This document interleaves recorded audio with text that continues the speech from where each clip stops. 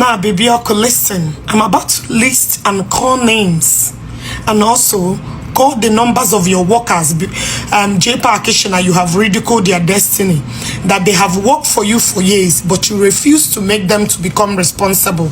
Now, I will start to call names, and also people, I will give you their numbers so you can reach out to them and call them to confirm if the story that I'm telling, whether it's true or lie. The first person is Mr. White.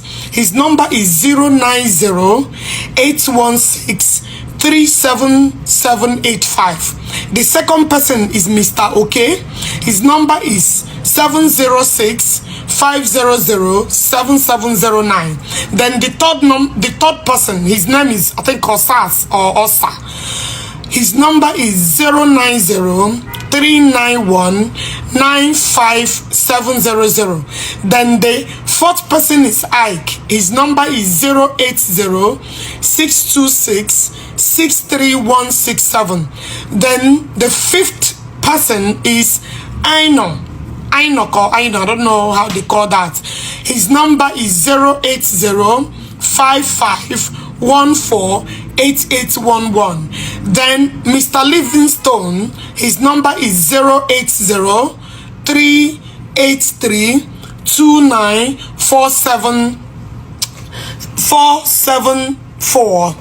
Now, Jpac gave me all this information that now all these men have worked for you for the rest of their life. You keep promising them heaven and earth.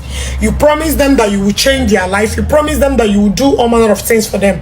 But at the end of the run, you use them and you dump them. That nobody iga promising that your wife is the person that's controlling you, because your wife goes to church called Watchaman. I don't know whether there's a church like that. And he said that it not happen when you need who your wife. It not happen when around the vicinity. It's only when you travel. Number who can a peak wine. And the majority of the women that they complain that ihegi no perempe, that you do not satisfy them. Then when one time somewhere Oklahoma had a particular place. Now after all said and done, the particular lady put in a room now she if it's not just the money that you give. That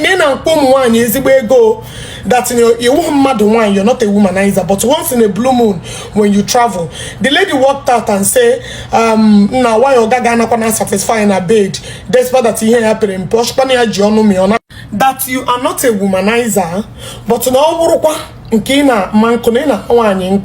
but to use the money to help your fellow man. Now all you do is to promising. No way gonna have Baramaduru, I got him remember the better person. No he in people. That all these workers information they went that is what you do, that you use people in the name of little but nothing, and you dump them. That pushy commercial for a long time is because they promises that you have never fulfilled it. Now, baby, I don't want to reach out to you. You know why? About me.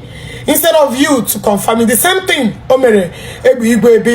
you did not pay attention. Now, the reason why I am sending it to you, for you to know that that person you chose as the person that ridiculed you, but put it online, and they ridicule you and destroy you. And my for part 2, another part of your family member gonna have you know, another part of your family that's why one gonna close to you. I will come. I will give in details, but this one is part 1 of your own story.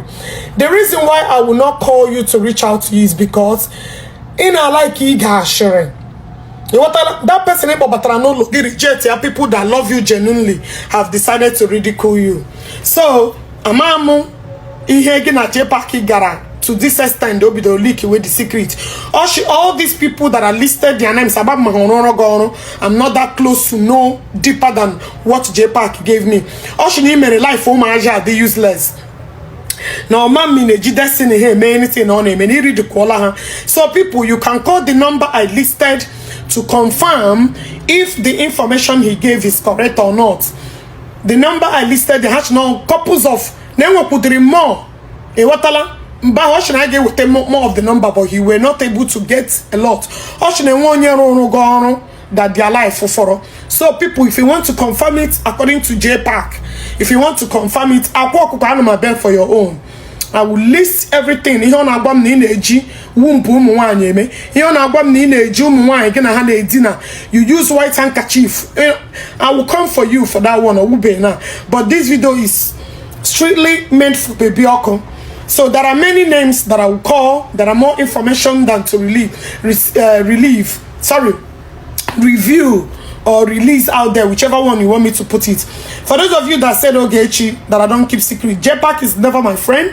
Jpac brought up my dead father and humiliated me, lied to the world. Hello, everyone. I just got home from work. I get off 1 hour early today because I gotta say so. As soon as I get there, they call me that they have emergency. So I'm back like 1 hour on time. So I say make I come tell on the new updates. Updates. Updates.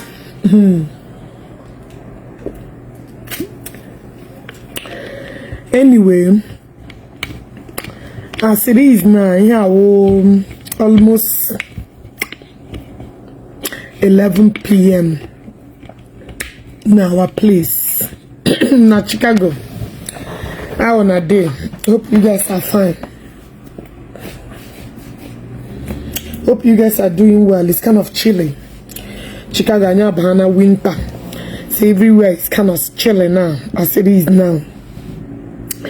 Please, if you come across this video, I would like you to share it. Updates. Michael Obindewo. So Jpac, this is the reason you keep telling me I'm chill after burial. You see? I should rest book big there.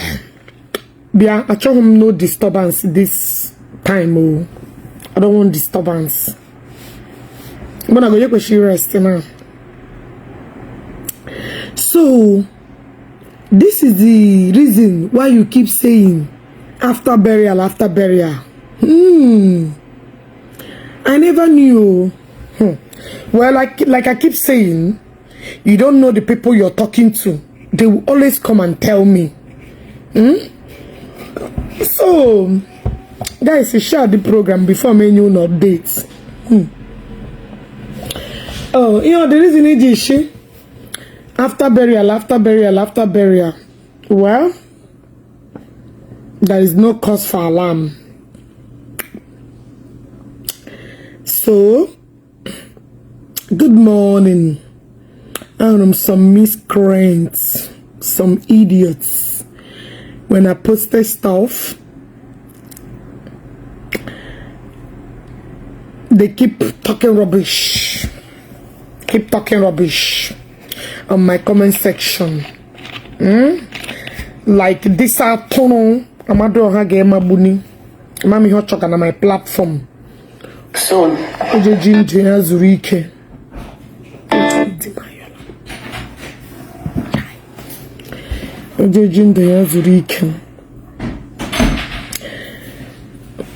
Yalabe, welcome. I'm here on a platform. So, Zurike.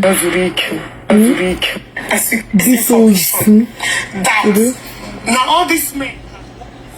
This was Amado Hage Mabu under my comment section. These are no here that I did not call, and the cow number 1. Oh, Ogalaga lock or page here. Ogalaga lock or here, but thank God I even copied This ozume kana werede. This it. This amusume kana werede. This e diabale. This e diabale. Winch. This a diabale dika mukwe. I don't know what you're doing on my platform, and this particular one too. Everywhere commentary, Jesus will be a comment under my comment section. This amusu. Wait, where is that ammo here? This ofo girly, torogologo topu brain here. This ozu. I'm here. I don't know why you guys are showing your first. This aton. Chineke wakwago kun iwe ihu make I hand on 24/7. Uzun tonda mabukegi. Onye botara gị na my platform. Onye botara onye liri ichigi here. Onye liri ichigi. Onye botara unu na my platform uzun mwangu. Onye botara unu here. I'm here. Amado hamabukegi. Unonyem pora ha share by join him on my platform.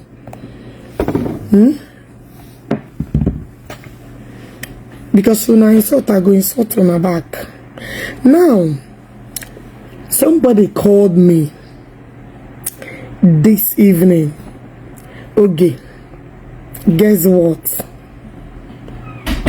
Nam guess ya ihe Jpac gwara ya. She again because I'm a Jpac na de na mma. Ya shim na Jpac shi. Na after burial. Na wanyi Ifeanyi Uba and the Nigerian government that they are coming to America to sue me.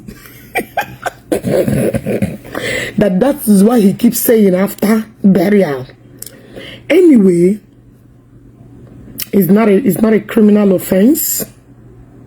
Even if you sue me, the judge will say, come and provide your evidence, which I have my evidence. So, for the family of Ifeanyi Uba, I have gotten the message from Jpac. Like I told you guys, he can never keep secrets. He can never keep secrets. So I have gotten what you guys want to do, and that didn't ready. I welcome the all. And I welcome a lawsuit to America. What I go? So Jpac and Aba, that. What do you want? Can you pass me the charger that's over there? Charger? Where's the charger? You mean from that side? They plug the other side. This is my mannequin head. When I come she cover my mannequin. It's my mannequin head. Whatever leave me where I was back home, so I don't want you to start disturbing me. Are you done? Yes. Okay. Now, Jpac and now ban the person no gechiga huya that after burial that the family of Ifeanyi Uba is coming to sue me in America, couples with some senators, Nigerian senators. What I go? That they are coming to see me in America. I said, okay, no problem. I welcome the lawsuits. I have my evidence because I'm like Allah. In the American Ashigi, do you have witnesses? Do you have evidence? I'm like, okay, yeah. What I go?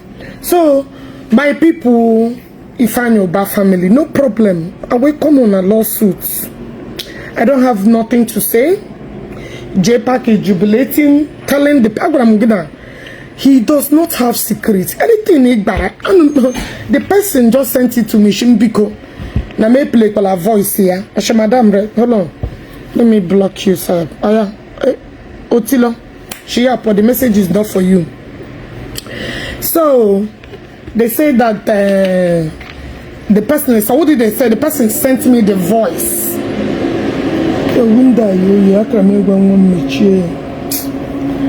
The person sent me the voice and I listened to it. Jpac and Aba, Namga, Hishia, Hapa block go me. I block go me una yes, I block go me.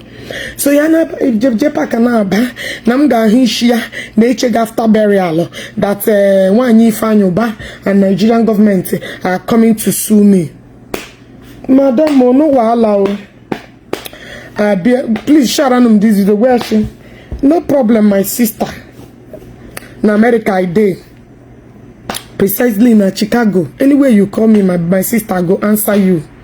And I'm a told you. What I go? And I'm a told you. If I don't have money for lawyer, they will hire public defendants for me. They will come and defend me. So I will come and tell my own story. There is no cause for alarm. If it's the Jpac tell me, oh, so I'm just letting you guys know in case of, so you guys will not reveal more secrets to them. So the new secret when I don't reveal them, don't get to me. Hey, what I go? So my dear sister, I'm waiting. I don't have no promise. First on America, one and Nigeria, I'm good because Nigerian will keep me bars. Hey, what I go? As far as all here, I don't have problem because I have my witness and I have my evidence. So there is no panicking. Exactly, what I'm coming through. Hey, what I go? I have my witness, I have my evidence. Anywhere you call me, I will come and say it, and I will call my evidence. I will call my supporters. So when you go Nigeria, man, then Nigeria make it a phone call. Who got what here because the judge would like to summon them to come to America. So I'm just saying. So that is how it is. You know, by then is it? What is here? Make this here Jpac. Here provide this only near picture of my father. So it's even good. What I go? That it is coming to like this because by then my judge, this is the particular man that brought out my father. But then one thing will lead to another. But then you provide this year. So I don't have no problem, my sister. In America where I did.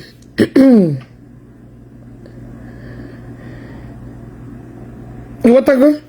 How can I do evidence? I feel grand. my family, your loved one so anytime you guys call me, I know me. I don't know about my number is 312-912-4384. So Jpac and Abba after burial. So much just reheat him. Ooh. So when you make Jpac after burial. Oh, now it beginning to make sense. Oh, begin to make sense. Well, there is no problem. I know me. I'm highly welcome on $1 million. No problem. Now, there's no cause for alarm. So I'm going to Jpac pass up new information that I'm discuss with him or one year discuss on a plan. So guys, share them this video or my family I got no problem. There is no problem. I'm a citizen. Nobody will take it away, and they will make evidence and have to prove it. You know, so it's part of my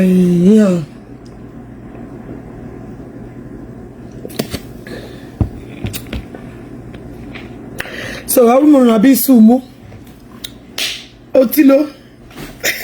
No problem. I know me. So I know say when I get too much money past me, but I will still maintain my standard. Waiting Jpac tell me you. Let me repeat it again. Jpac said, Nambo Wola, the person offer her help. No na she a bendia collect. Ni kaya je aga bendia. Na gejiza mwarabu yarabu. Simple as ABCD. I'm not changing anything, man. So with all due respect, man, and on discipline, so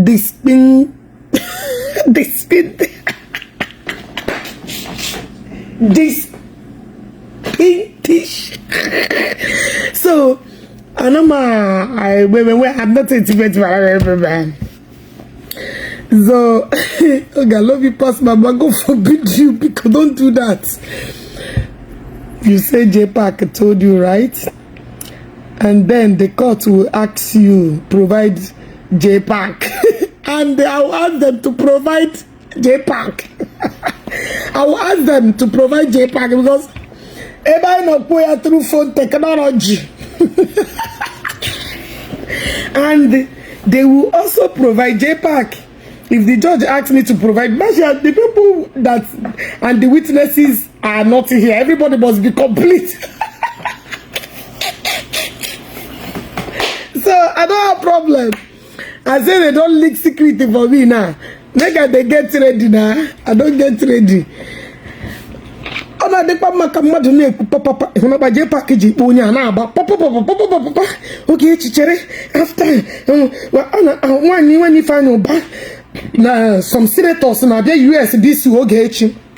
Well, Jpac have gotten the information, and I will continue to dismounting you, and you must come here. Because something will get provided the Ifanyoba I'm talking about. Because there are many Ifanyoba. So now you now go point the exact Ifanyoba. Because I did not add senator. All I said is Ifanyoba. So now you go then provide the Ifanyoba you was talking about. You understand what I'm saying? So anybody can answer Ifanyoba. Now you sabi the Ifanyoba you are telling me. So it got there like here. You want to go? So any millions of I never attach anybody's picture. I never bring the picture say now this person where they talk about. I just want to let you know. So now you now go provide that particular Ifanyoba you are telling me. Because there are many Ifanyoba. Oh my God. Because I never said this is the picture of the person that I'm referring to. The what us in the bloggers now refers to the picture of who the person I'm talking about. The what I go get provided the Ifanyoba. You will see case. Now you man, the Senator Nigeria, also get put because I did never add any. The video I made, go and check it back. I never add senator. I did not add any picture. So now you go provide first and foremost. The senator has nothing to do in this case. It is a case between Ogechi and they say that's what I had though, according to Ihan about today. So I don't have a problem with you all are coming. I can provide the final I'm talking about. Now you will know the person where you tell me. Now, so anywhere where you know one. So guys, so that's the latest news oh, that after burial that they are landing in the city of Chicago to come and take me to court, which is acceptable. I don't have no problem about it. My fear won't catch Nigeria. So, but if he's here, I don't have no problem. After all, it's not even a criminal offense. It's a civil matter, which is okay for America. You want to go? That fear don't they? Me, okay, fear. Makachim fear Akwa. Or even when that person called me and Shimogen, I'm gave voice note. The person at Shimogen, are you not worried? The shame more. Hey, I think more young fear. We be able to here. Me. So now Jpac go bring the Ifanyoba because I never added no senator. I'm just trying to be. Let's be civil here. If you're learned counsel, be civil. Did I bring out any picture to say this is the person I'm referring to? There are millions of people that call the Ifanyoba. I did not add no senator. So I don't understand. I never add doctor or anything. I just add the Ifanyoba. So now you go provide the Ifanyoba you spoke about.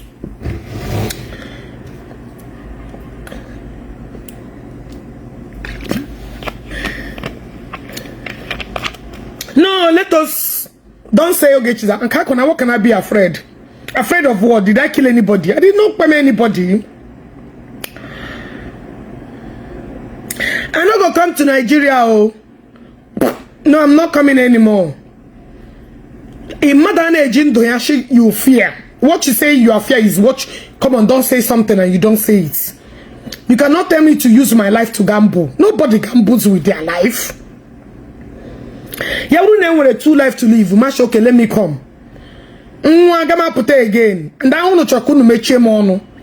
The only thing I'm afraid is that okay, you can't say this thing and you cannot say it. I'm not afraid, so I can always say something. But telling me I'm not on a G life for ya boy. My brother, come on now. You cannot say that. You cannot tell me that. My life. Odero 2 is only one, brother. And you know it.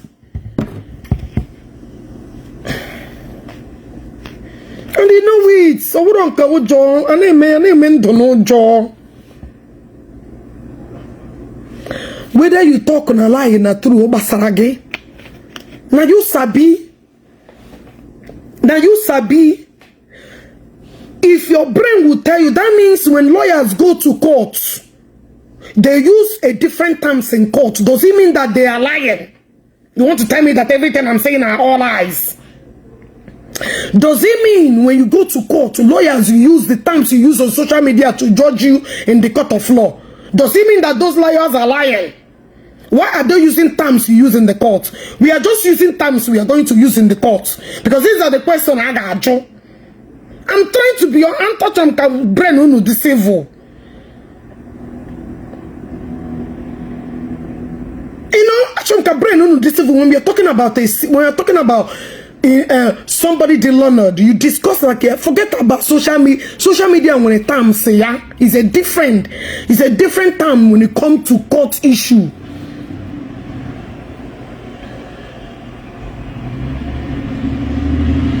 What I go? So, but you said you have. Yes, I have proof, but Nigeria does not go with the proof. Haven't you been seeing threat? Okay, Chago, Chago, kill you. Now here I won't make them come. Achom ka Jpac be here number 1. I make the go DJ. I'm gonna get throw lawsuits on Jpac head for providing my father's picture, which is a HIPAA violation. That one another he been can deceive. I get jirigi. He just charge jail deport Kwogi.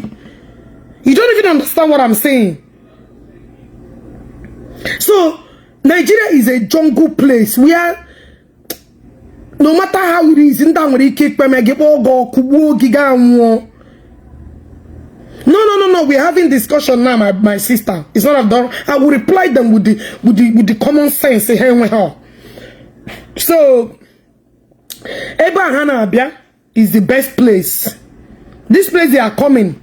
Jpac have to provide the Ifeanyi. He told me on the phone. Because I never added no senator, no doctor. I never showed no picture. Also, no, I add those ones. I said it the way he told me.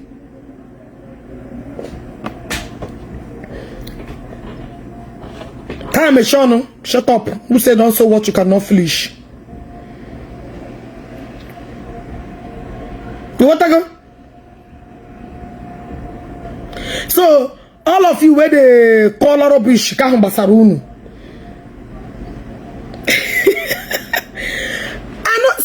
I'm telling them that Jpac has revealed another security in case of what they will be telling him again. They don't tell me what they won't come do me already. You want to go? So come back and I'm the man to go my way. Jpac have gotten everything you said. That person is but now yes, I know me no shike. I got another secret where one of the plan consume me.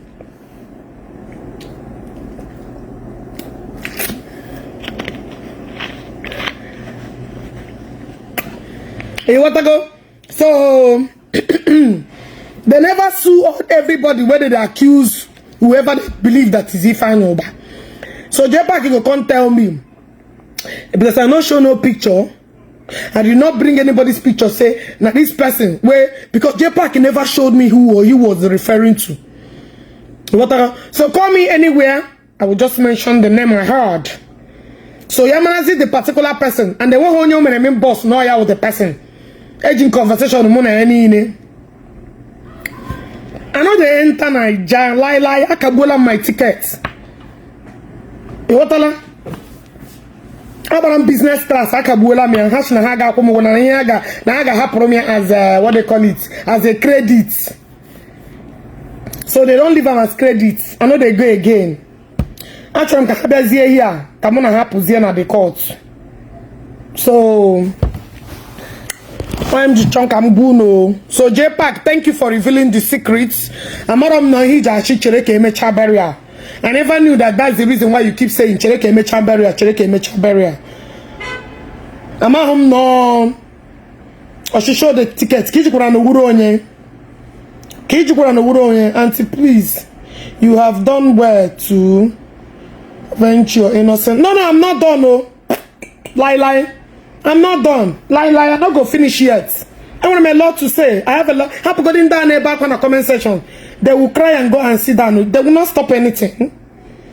They will not stop any. They will not stop any. Oh, you could rubbish. You can try sama. So you can try sama happy. No, I'm not done yet. The spirit of my father possessed me to fight for him, and I will continue to fight until the spirit is up. You what I go? So.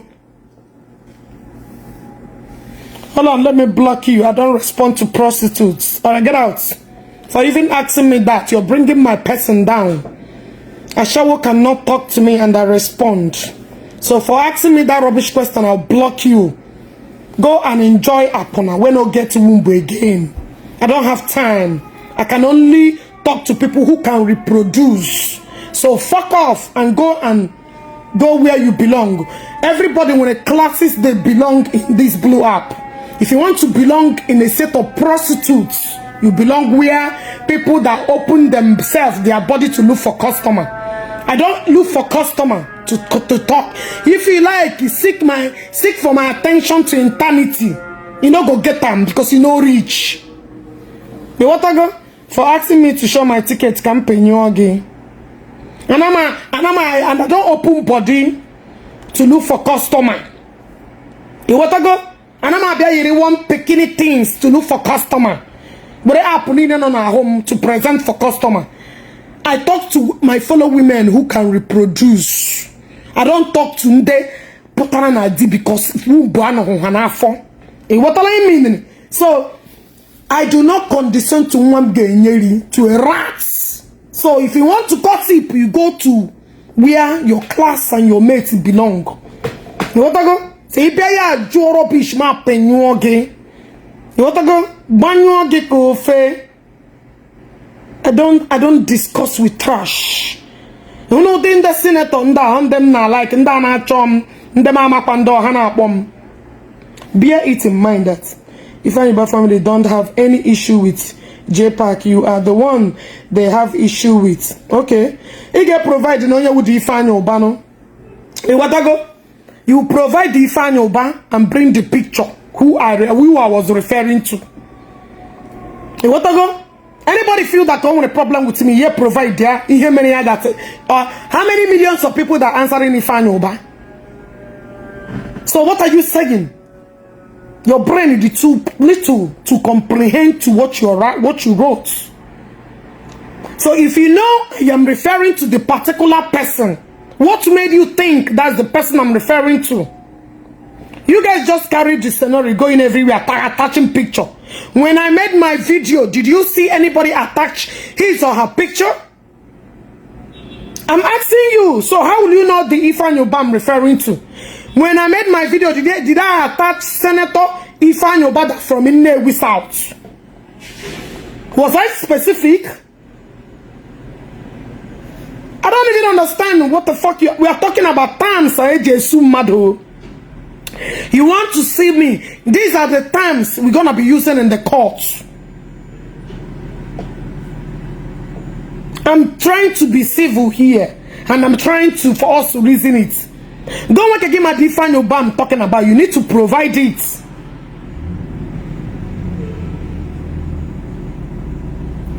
I mean. That is it. And the person you find your bank, Jpac, Ogram na the person then do.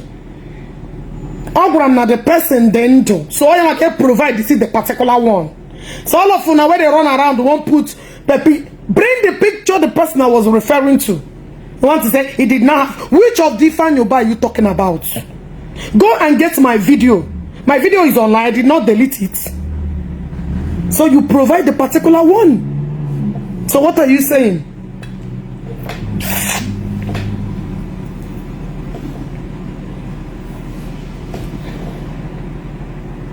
No, idiot to be equal their level of their brain. So can you mean here?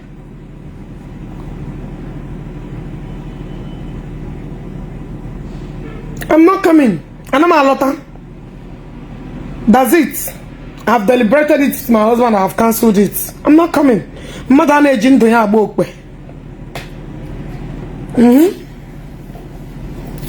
Yeah, and in next 1 hour you return back. I'm a check and walk. I'm return or back. What I go? So no money no neku.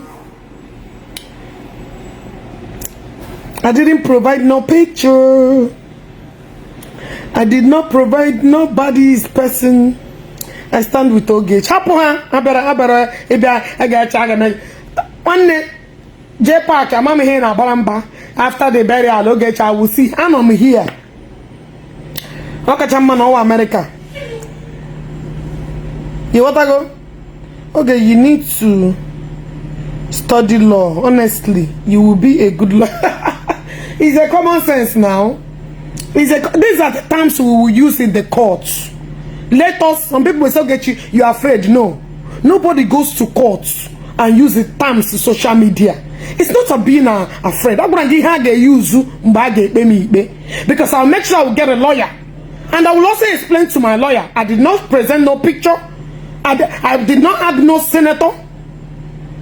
You understand what I mean? I did not say this is the particular person I'm referring to. So I'm not going to get the case. Azunu Uga, this is the person, this is the person.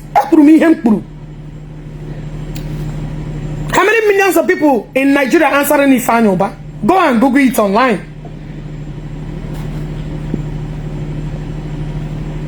And the person of Guaramo, Ocean or didn't. So when more the person around Bobuga Moku. I don't know what you guys are saying.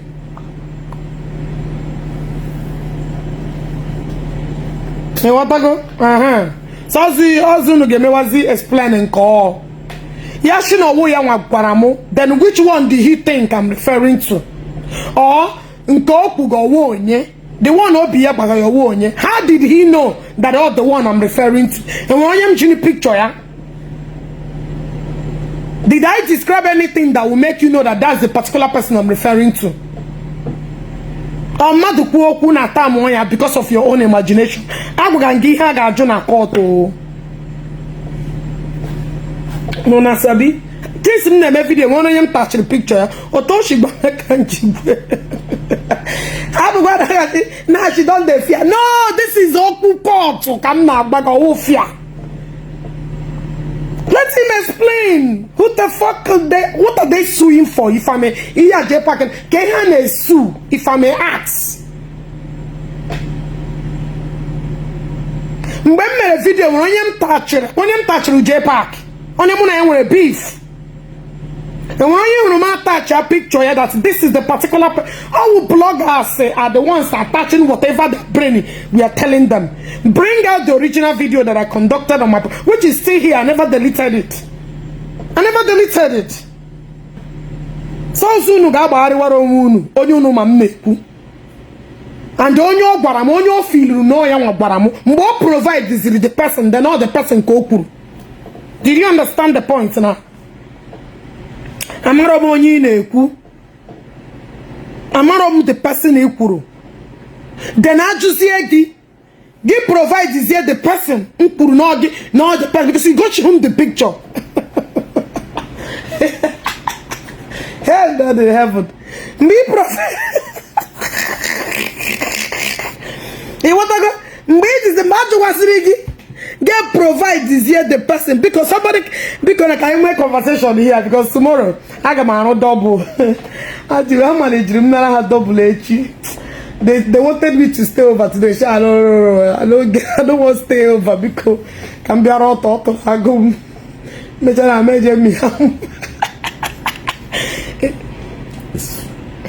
So now you can request to join. A lawyer can explain better. So anybody saying that they're coming to sue me for what? Sue me for what? So in the Senator Nigeria, how am I that big? If you know, when I happen no many things so no gonna deal with Nigeria. I will for who is you find over?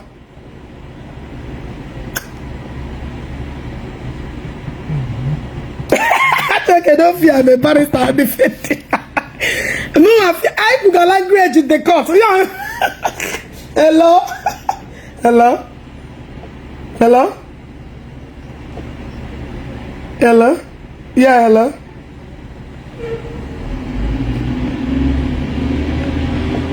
What do you mean by me picking your call? I don't understand you. I don't understand what you mean by the me picking my call. When you next ceremony again? Are we not doing me? No, but mother was up on yesterday. I me pick call ya. Now using hello. Because request ya no kaiba no kata as in Dagara school because. Request ya because no get ja. No what? I'm very dark woman or Joe. I have a ticket to Nigeria soon. Child get you are too much. I'm trying to add. I don't know. I'm trying to add people. Okay, look for better network. Oh, George Abasala. Pity. Hello. Okay, beke. Hey, Okay, beke. All them come see Texas, be not Chicago, be the Hawk. Hey. Karaka. No, let's see you like in Nigeria, how the American, dear. You the big baby where I Was be. I on night? I want to each area how go. That's everywhere. Now with Everywhere. evidence. Oh, yeah, how go again on. Let me not show any picture. So I just say no, yeah, why I will who I'm referring to. Exactly. forget them. What are you talking about? Forget them. I got much okay. Let me come and talk to my learned ones. Because who is she referring to? Oh, one lady. I forgot to pick up her name. Oh, when you on a day show, you are saying, oh, there's your poor move. Oh, wouldn't I saw na Abakashela. Okay, Choma. Nah, the thing move. I say I move on towards where the baby day. The time of God see I have the banana. All the banana one now. Give it a call to that. What is this? What is the meaning of this? What the heck? Hello? What the heck? What is the meaning of this? Does this mean anything? Are we like an American? Make them bring it on now. Talking about in fact, how do you go the land an airport? Oh, yeah, whatever. Tago dia wait. Oh, you did not Chicago now. I am now slow. There's a Camry. But the Aruna, national Nigerian government, na hane sue. Get a hane sue, if I may ask. No, has to you in Nigeria. Get see you about Camerazone Gazoo. Have to go to India. Hey, you know. Then we have a wedding, nature wedding. Yeah, thought nothing. I know you know about. I see a natural day here very late. Okay, I think I came and When I said Ifan Obame has so rest in peace, I am now. Ifan Obame so rest in peace. Onania we find Obama. No, I don't need to bother yourself. Onania we find Obama. I need. Do you know how many thousands of people in Obama? You have to present the picture of the person I'm referring to. No, let them go to what do you call it? How got to Onania we find Obama. Na go. How many lega boy What are you saying? You might be able to prove to every reasonable that is the person I'm referring to. Okay. Chetakwa na Jpac ga-agala abụọ. Onwe gị na ekwife anyị gbalụzo test ọ ga-aga. No. Hapụ godi nke lab. Nke lab bụ the one side. How do you know that's the particular Ifeanyi? Because there are millions of thousands of Ifeanyi around. Jpac had to provide the particular one because you can then he has to provide feeling no. All I called was name. I can say Ifeanyi Ubame of so rest in peace. Except there are many things you know now. Case I'm very nice. Oh, very nice case. I hope onye gugidere nwe rue to professor. Maga man America ada akwu social media. America ada akwu social media. America better clock in clock out to social media. Ndị Chineke a na-akpọda afa nwere ike nwere ihe akwu sef no Jpac na afford chi ya ka ọ bụ na ọ gawa aga Jpac I don't care whether I'm the real or the can this guy can you stop promo? Can you stop promo? When I'm him now. Akwa skibo si amụọ nweke ka ọ wụrụ nweke. Nweke pụta ya arọ. Ihe nweke ga-eji apụta kọwara ụdịka ya akọwara. Just straight to the point. He told me 1 million times. Ka ọ na-akọrọ ụdịka akụkọ. Ihe awa akụkọ a na-akọrọ nwa. Ifeanyi all of them mmadụ ga-ewepụta. America dị good iwepụta foto mmadụ onye nwụrụ anwụ nọ n'ụlọ ọgwụ ị ga-ekwe enye gị ndị amadi America ndị amadi ewe America. Sounds like you're working in the hospital. Mmadụ nwụọ now, you will respect that person. Mba, ana m allow akagbuola my ticket, I know they go.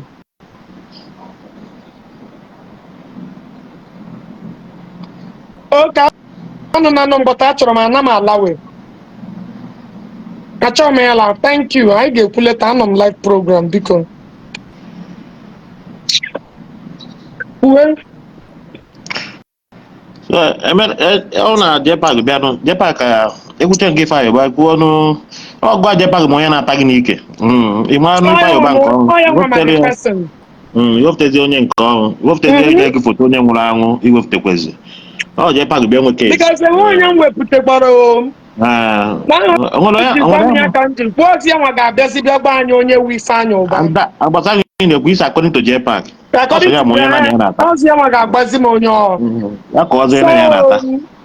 Jpac, thank you for leaking the new secret. The guy he keep telling me. Thank you. So because after the Jpac afana asị ya niile. Aka na-ekwu nke okwu ọzọ ọzọ.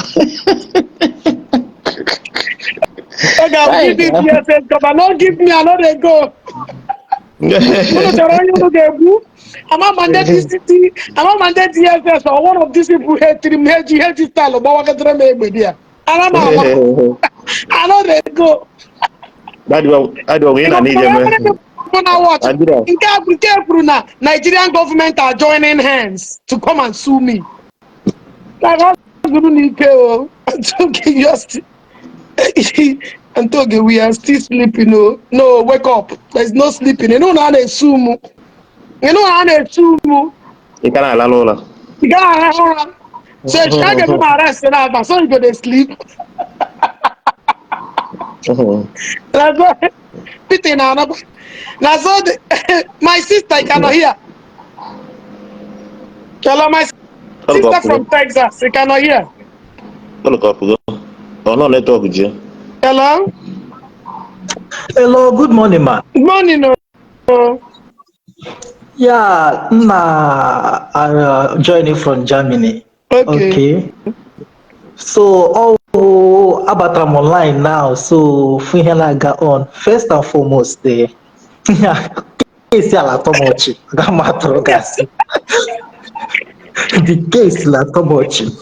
You know why? The Jpac, according to what you said, well, as somebody na the family of the person he mentioned, which I don't want to mention, see that now they are coming to the United States soon. And other senators After the as burial. well. Yeah. And other senators as well are coming to sue. Nigerian government senator. It doesn't make sense to me. The reason why it doesn't make sense to me is that this is a case of defamation, right? Oh yeah, no. And the person, and from your conversation with Jpac, he helped Jpac Obrage. Or mention somebody, and you mentioned the person, right? You did not mention Nigeria senators. No. Neither did you mention Nigeria government. No. So if what he said, if what he said that Nigeria senators are coming to see you, they don't have any case with you, except they can be able to prove that it has something to do with the reputation, which you did not even mention. I did not even show no picture. I understand. Yeah, I understand. It's another thing. So, and I'll be following this case anyway from the onset. You could that you have this thing with the conversation with him.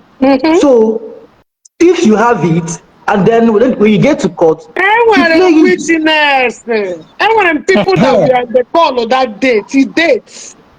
You play it. She will not be the one to provide to tell you the person he was talking about. The person, get provided the identity. And you know why I'm happy? You know why I'm happy? Since he claimed that they are coming to the United States, I think it's a very, very good case. You know, all these people in Nigeria may not understand what you are saying because in Nigeria, how do they follow the right court process? They do court process. Once they want to fight you, they will fight you to the last. But outside the country, everybody I get a fair hearing. They will follow it normally. You know, these people are not exposed. They have not been outside Nigeria, so they will not understand what you are saying. Are you getting me? So what do only job land on the case? No, they will not understand what you are saying. My brother, in my Jpac information, like now, family, my family, what I go. So you have to tag my pass in case you are made your hand. So Jpac could give a pass, give pass immediately. So that's another thing. Jpac will not make sense to listen. But I like Timothy to take this decision because you wouldn't know. Are you getting me? Since I think you should program yesterday. She after the burial. So the person who check him after the match. Oh, that makes sense. That makes sense. After the burial, after the burial, they are coming to America to sue me. So I'm Jabapuno. Now,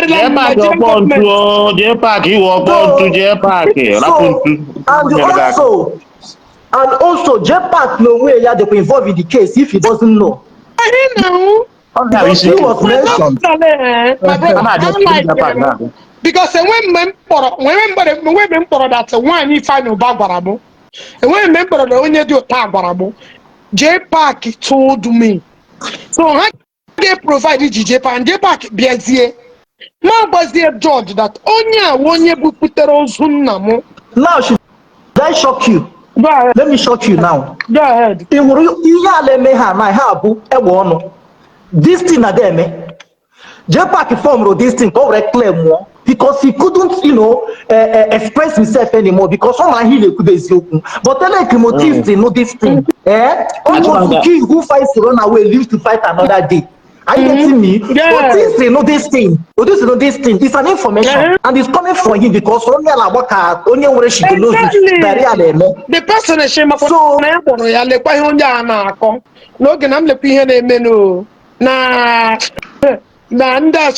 America be sure Nigerian government and one you find which of the final yes you find which of the same when I see that tongue baruno. Maybe the senator Solabian. Nigeria government are choosing. Did you commit treason? Are you trying Confront the government on what ground? They don't have there is no. I'm not keep for all these things till I will have to leave now. But to all these things, I put on Facebook now. This thing I be true. Here about one of one Jpac. Jpac money on a room. Allah see a push. Allah cause so many things. My brother. Yeah. Because people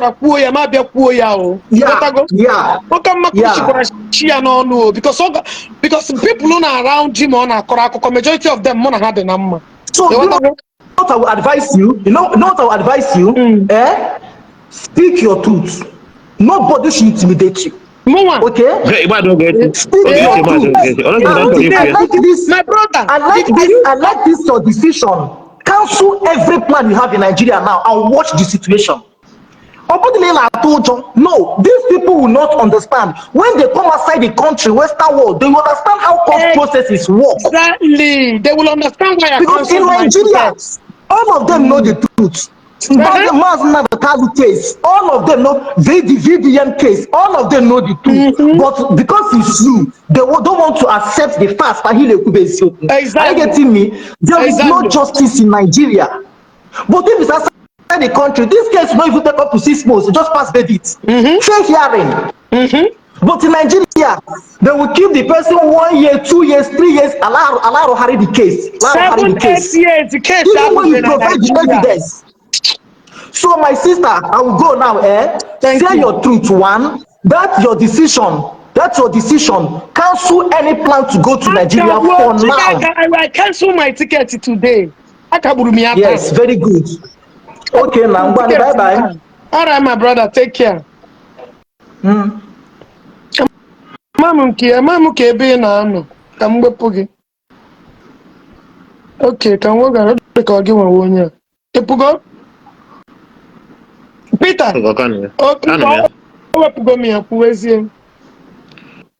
So, Jpac na-eji akpọ ndị na-enyere ya aka atenishi na ibu ABI ndị ihe na ka ebe ị na-agbaje chewazere gị eje gọọmenti ga-abịanyere gị aka.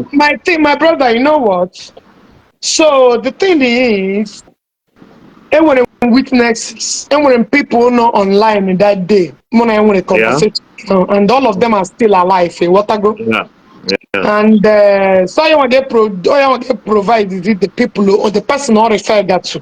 Onye na-atị ka ọ tagbuo ihe. Onye na-atị I abanzi the person what I go. So the thing is, and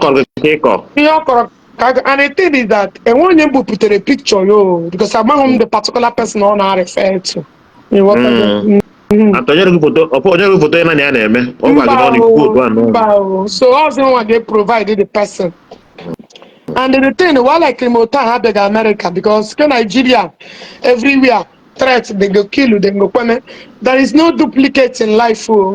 Come to marry home. So I told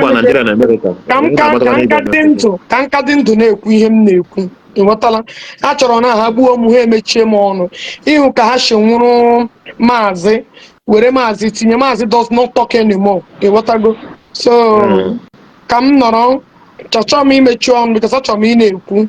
Hello my brother, welcome. Yeah. Okay, Kekwan. The massacre one. No. I will be a correct fan. One of your fans. Yeah. More Monagi or the we give a bit. Yeah, more without Jpac or without. Which part of without are you?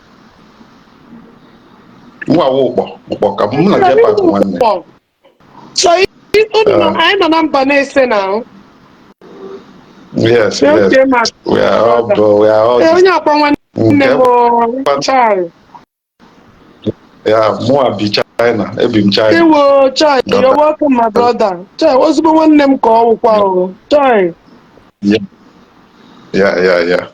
Because I'm a follow no this thing. I always follow you. Comment. Yes. I'm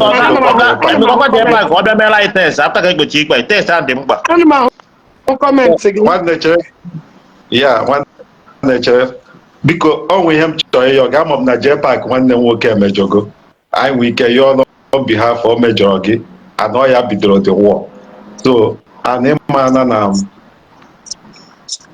every action is equal to reaction. That is fundamental of life, you know. So him na yoga now. When he had a nobody is suing you. It's just a talk.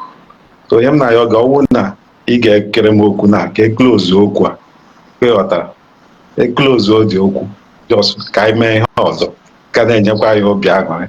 My China by had them Facebook. We have to buy VPN for us to connect Facebook. I have Facebook, I have YouTube, I have WhatsApp. So we, yes, they don't know, but they must use VPN to connect it. So it's part of thing they keep I busy here. So without Facebook, oh yeah, now without Facebook, TV how I have home here DSTV ever. I have all those things. So I'm not yoga. Ọwụna ị ga-close dị okwu a ọ gịwa ka ọ dị n'aka ọ bụrụ Jpac dị ọ dị n'aka i close ha na watch everywhere lie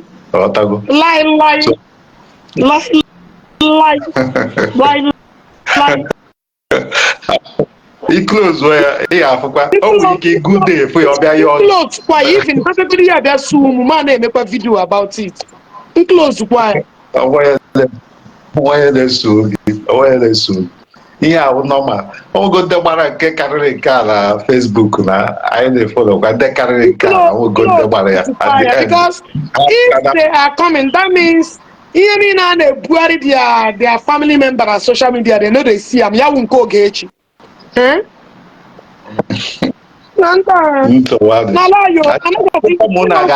in the sense of intimidation to close na lie I no go close I no dey close Ehuna ke yo Nigeria akagbuola m ya no dey go. I no dey go. Week for them. For now, chere for now. Maybe next year. As long as so big gị to cancel it. Ihe obi gị gwara gị do it. Chiga anom na like this. The kwebe ndị na-achụ wute mma. Gbogbo sheba. Ya bana spiritual and physical. Ịma na be anyị na ọ nwere ike ị na-efilu na onye iro gịnị abara mba ya ndị ọzọ nwere opportunity ahụ mee gị ihe at the end alas na onye gịnị abara mba but ọ nwere ike onye ọzọ na gịnị aseburu okwu ọ nwere ike ụmụ onye buru gị ihe n'obi opportunity ahụ mee gị anything na ịghọtago obi gị kansụlụ gị ime that thing is better. My brother, I want to okwu. Hello? Yeah. Okay.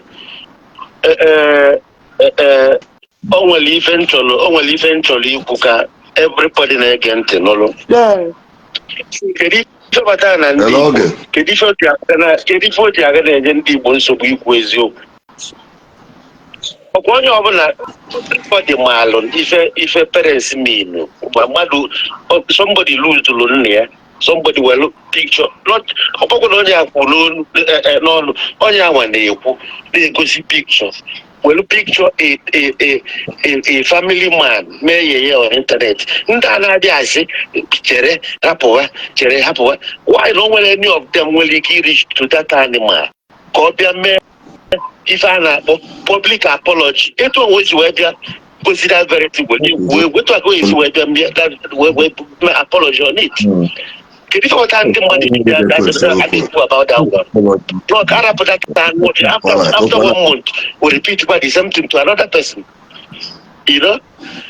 For me, I'm not in support of two people fighting or brother and sisters fight. It's wrong, but the question is, can you people they fight? Somebody have now. Only money only book up laughing. Only only this reference now. Nobody will talk. And only I can somebody's personal father. So eventually, that very young man, involved now, he should come out and do the necessary. Malo na ifo melo balo. And onye ọbụla na-asị na ọ na-eje defend ya na ife imelu I esu gị ebe nwa esu ya ebe nwa for meaning of public assault on a dead person. Somebody you know? Onye na-defend ya ime ya my father ọ ga-agwa m iwe. He can't any of my relation, not even my father, many of my relation, my mother, everything. I was very angry. Personal. Yes. Don't refer to my. That You know. is my life. No problem. So to my father or my family. No, we home again. Very, very wrong. All the too bad now, all the too bad.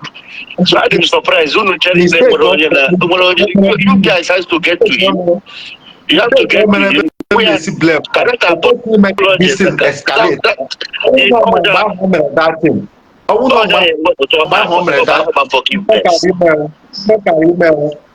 That time. Close when hard. They made that thing go escalate. That is the way they solve problem.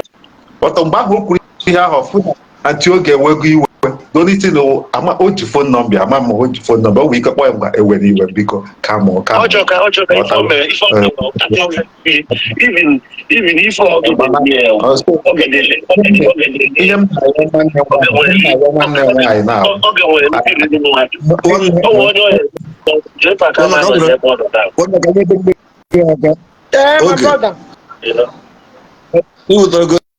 Even if ihe my brother na-ekwu ebe a almost ihe chọrọ ikwu mana ị mụrụ ọgwụ ihe na-eme ndebe anyị odo gị na Jpac anaghị m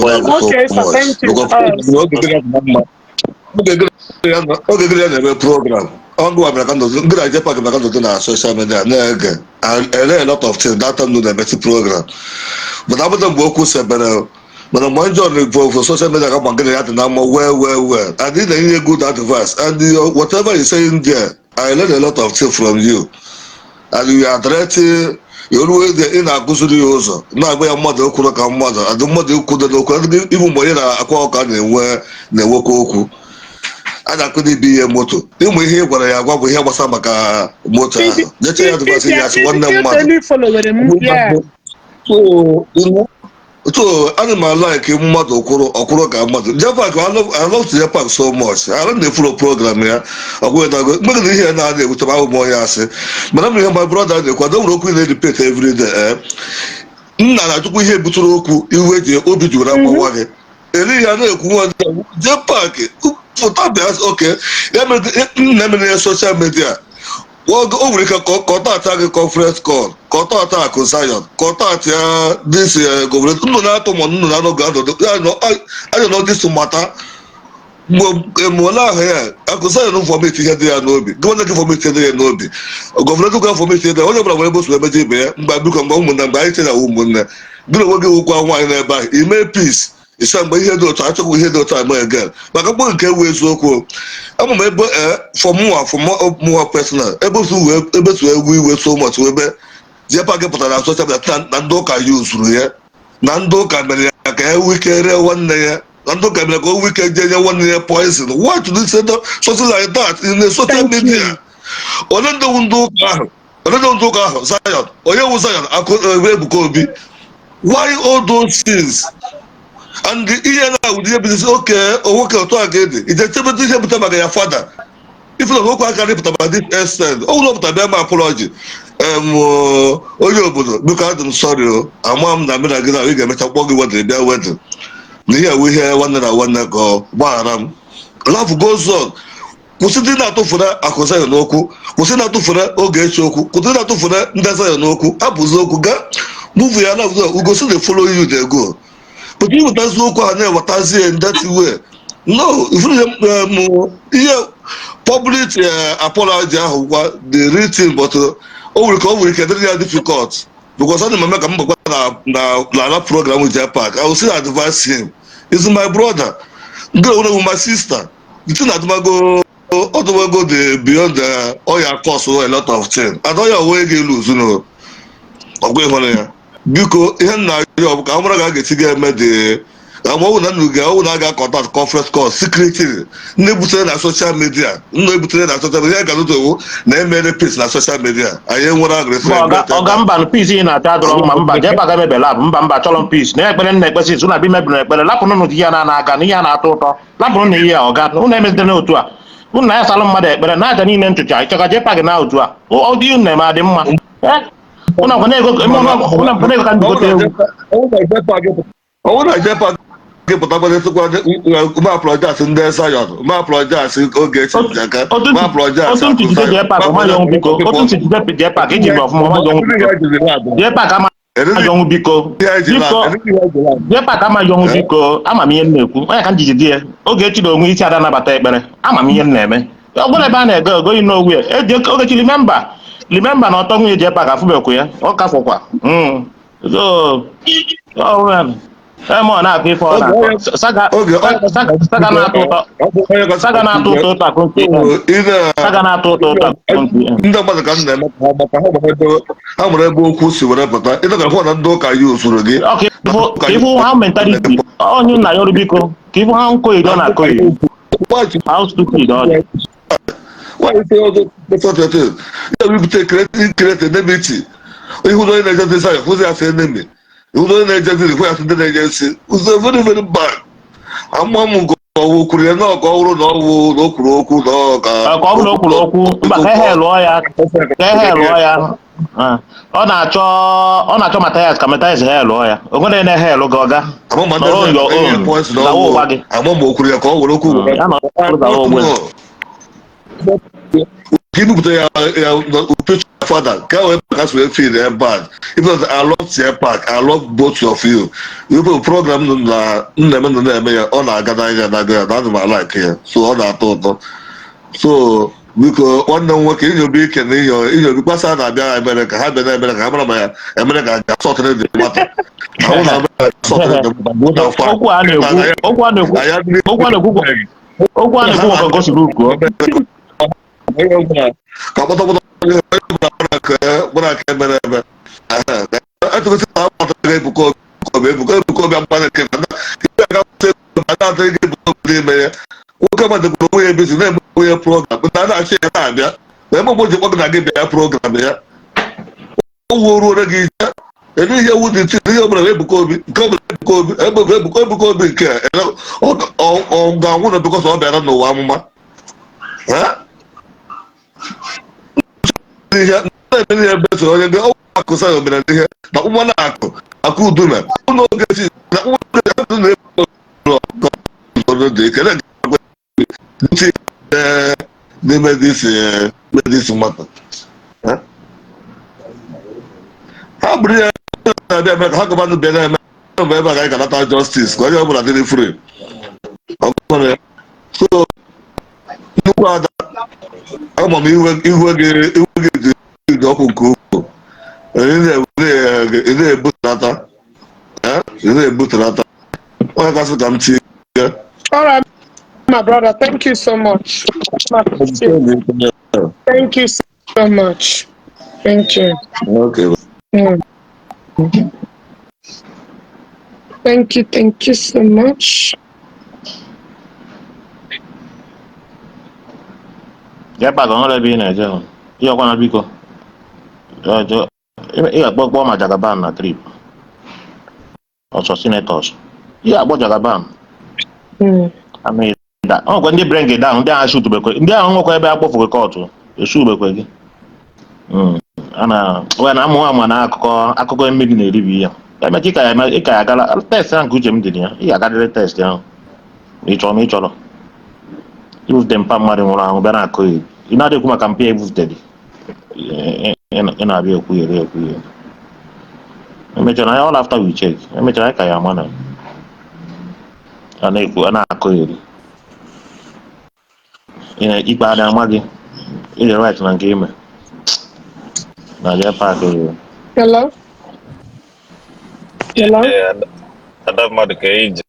Good morning. Good evening, Nasaidem. Bye. Good evening, sir. I'm working. Okay, Cheregodi. Cheregodi, my brother. Hold on, anyway, walking. No, I don't hear. My brother, Cheregodi, we actually spoke because my brother, I don't know. I'm on a hook on my food. Okay, walk over, don't worry. It's singing me. Okay. As to know something in decision you take, which I wanted to talk to you as a sister, but we have taken that decision. Nah. Emma, our plane reached this morning that you're not going again. I was so happy. Okay. Yes, our place in Nigeria is a jungle. It's a jungle. It's a jungle. Nothing like justice in Nigeria. Not at all. Nothing like justice. Anything they want to, with the level of insecurity of buying, and with all this in Israel, I'm not going to lie to you. I know. Because I don't know the kind of security they get. Okay, just like what happened yesterday, my area, but do you see the level of personnel, security personnel who know yesterday? Now that place, it's not just only, it's just a war country. And I have a war like this country. I don't know, just very hello. Just very the kind of army, police, yes, the kind of ammunition for yesterday. I hope they have before. What is happening in this country? Are we safe? Are we safe? Yesterday, they were not going to anything like in fracas yesterday.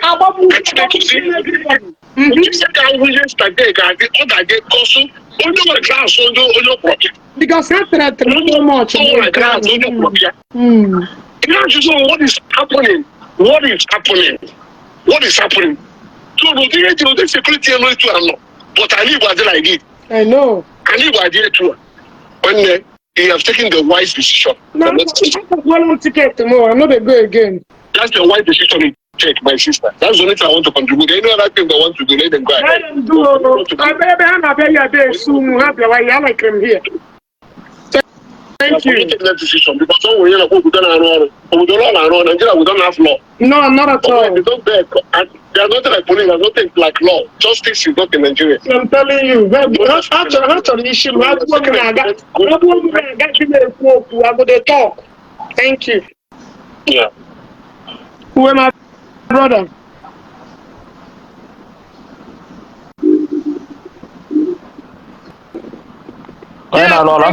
Continue, my brother. Hello?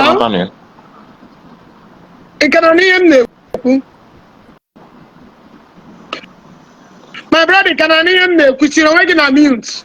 I'm Okay, I'm making good evening, everybody. Good evening. As near yen chadito no kwabu, uchem kem kane piyatago. Tibo zabo, on whatever je. Ineja in anaba, or them. But the only thing I solve this problem is peace.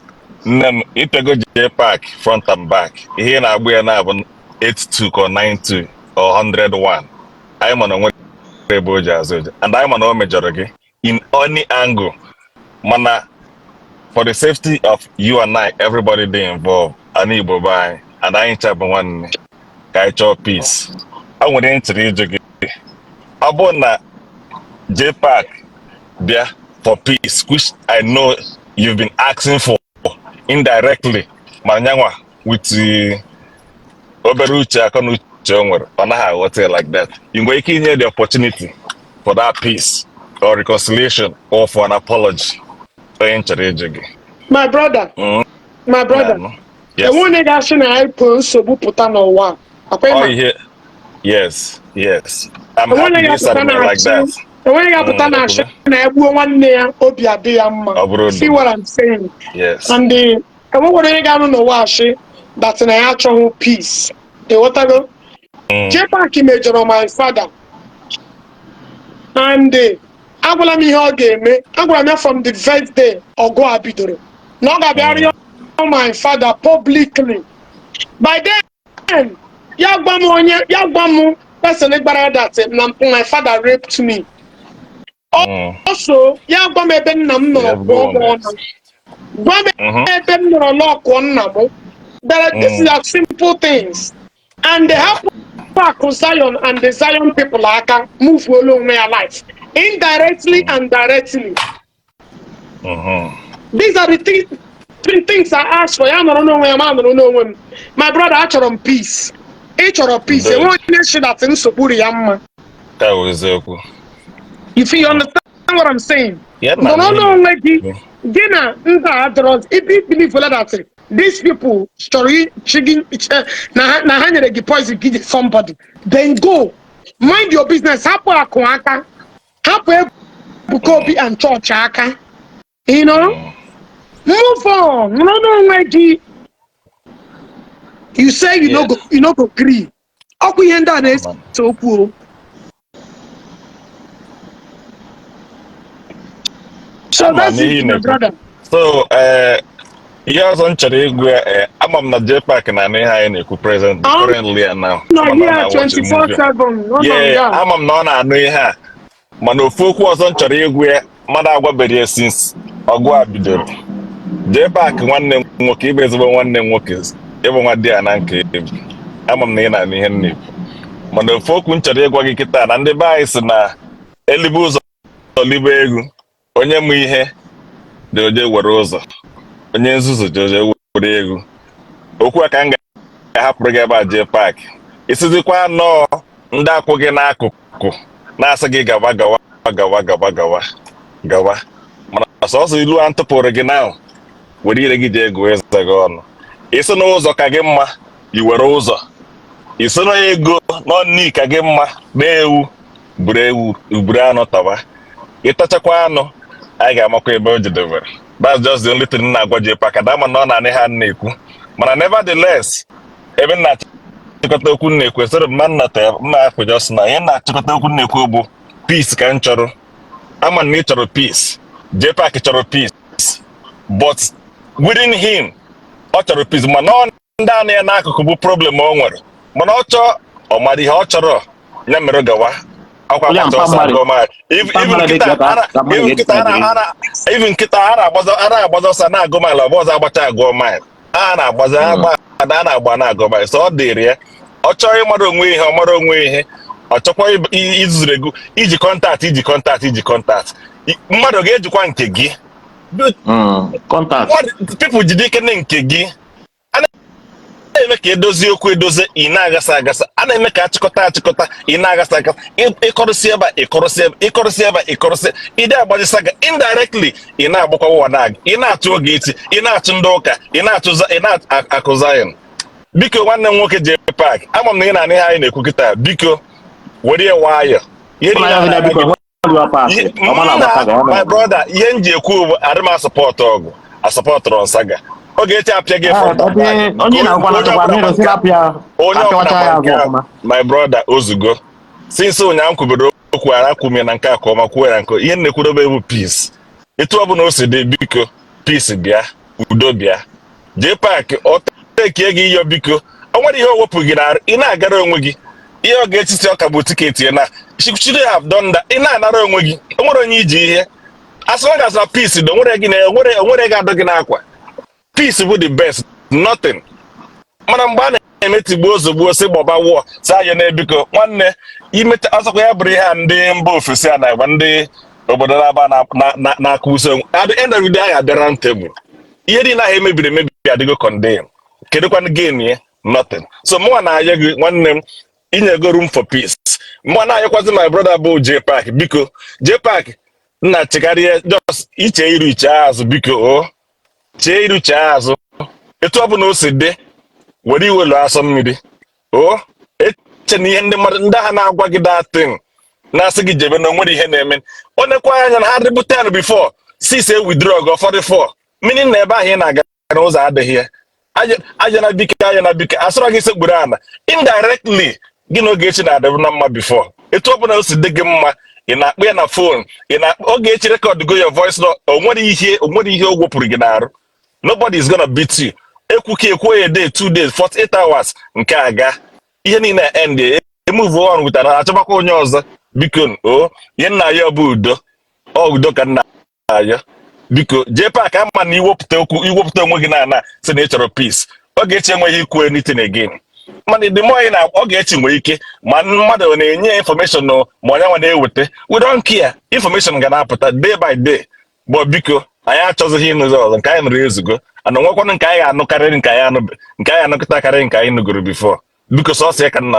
gị n'oge echi make peace directly or indirectly ka Ogechi si kwuo biko ọ bụrụ a big deal apology abụrụ a big deal ọ bụrụ a crime ọ peace ka ị chọrọ na anyị na ọ ga-eje police ọ peace ka a na-eje police eje make biko enido ha nke jegbu Ogechi ka gbugo tiketi gị na for your safety yes but ọ dịrọ necessary because ihe abụrụ a big deal to me ka m si afịa mara nka ndị ọzọ si afịa it's not a big deal ị chọrọ ijefu na ụmụnna gị n'ụlọ ijiri maka na gị na ndị a na-agbasa ga na-enwe okwu n'ụka ịma njezi ọ dịkwanụ mma ọ dịrọ mma biko Jpac mee m understand ama na one day m na ị ga-apụkwa one on one mana etu ọ bụ na o si dị for now ka anyị binyegodi n'ọkụ a anyị na-eme ya filo nọọsụ ime ụlọ ka ndị iro na-afụkwa n'anyị onye iro bata kịta onwe chansị gbasa mbụ na gị ọgụ ozugonu biko ihe na-adịghị eme ndị na-eme ha ọ na-eme anyị nwa na wọchị wọchị ozugonu ebe nsi agba ọwa Amerịka ka nsi akpọ mana nwanne ka ihe a si aga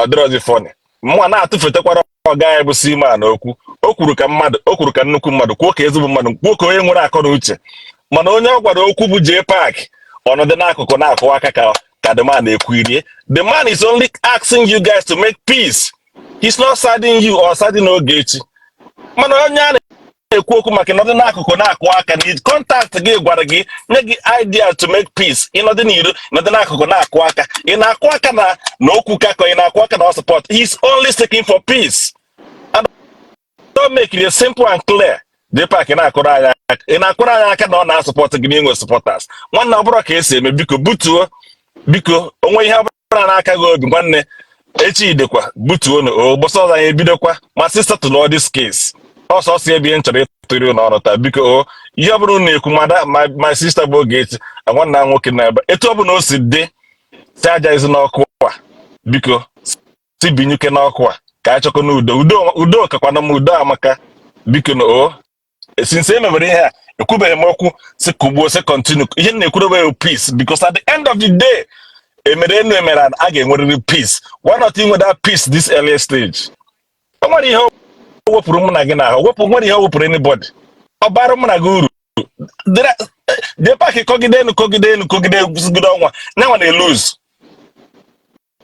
o nwere ihe o kwugide na-asị na ọ dị elu he's losing his fame his contact ọ na-ekwu his businesses Ogechi is losing nothing it's not Ogechi ga-lose a friend she might lose but o nwere onye o lose like she always said o nwere onye na ya biko gịnwa bụ nwoke you can't just fight ị na-anụso Ogechi ọgụ biko etu ọ bụ na o si dị asịkwa gị kweta m uche m ka m na-ekwu but I always believe na uche m aha ya ha na-ekwu bụkwa eziokwu biko cause I always want peace adịmasaidịrị Ogechi adịmasaidịrị gị mana ọ na-adị mma ịfụ eziokwu ikwuo eziokwu na ihe i mere from day one iji bupụta mpụ Ogechi ọ were gbaba ya ewe onyebe mmadụ nwanne imeta ekwu ya biko ọya ka nna udo ka nna achọ udo ga-adịkwara n'anyị and udo ga-adịrị anyị na-adịrị ụmụ anyị na-adịrị ezinụlọ anyị biko onu etu ọ bụla o si dị butu onu onye ọ ka na-anụ ọkụ n'obi na-butukenen onu inugo nwanne nwaanyị ọ pụta nabata ya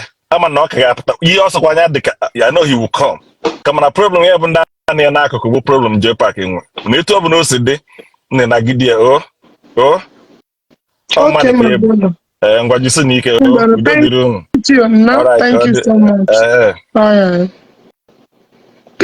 Peter, Paula cannot hear.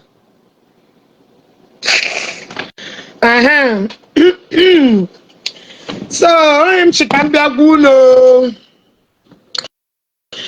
They are coming to sue me. They are coming to sue me according to Jpac. I say no literally go macham ko lugom. Hey, what I go? So hello, who is joining the broadcast? How are you? Hello. Hello. Hello. Morning, K1.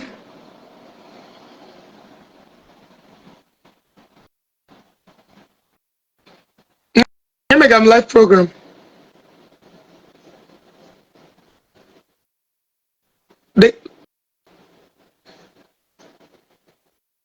You can call it. You can join live. Yeah.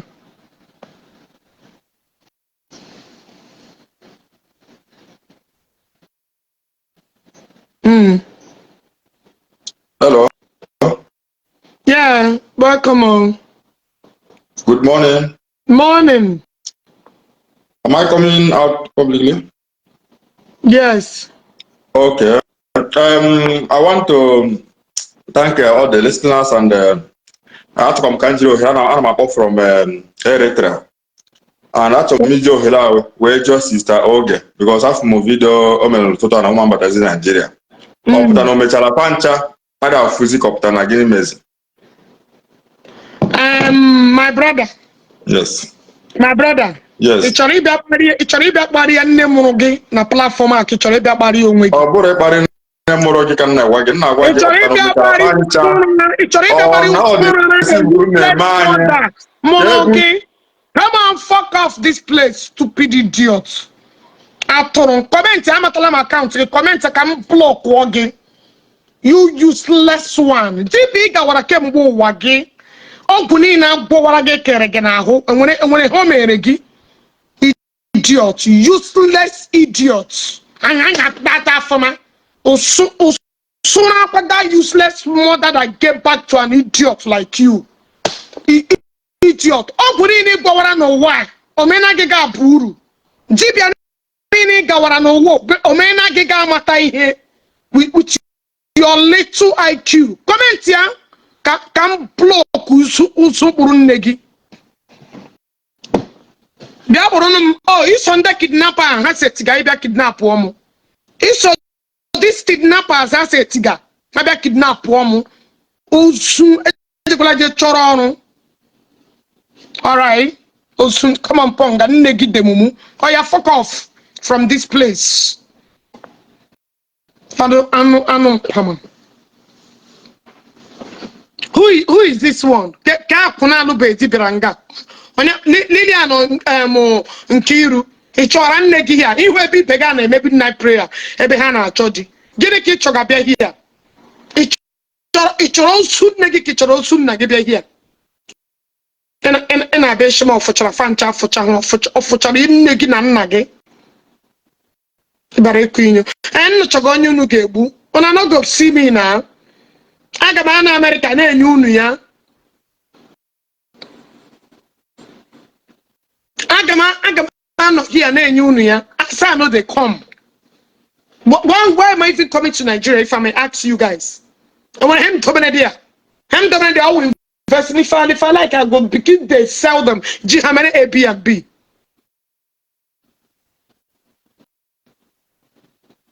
Parotu people negi. Oya. Otila. Fuck off. You're not meant to be here.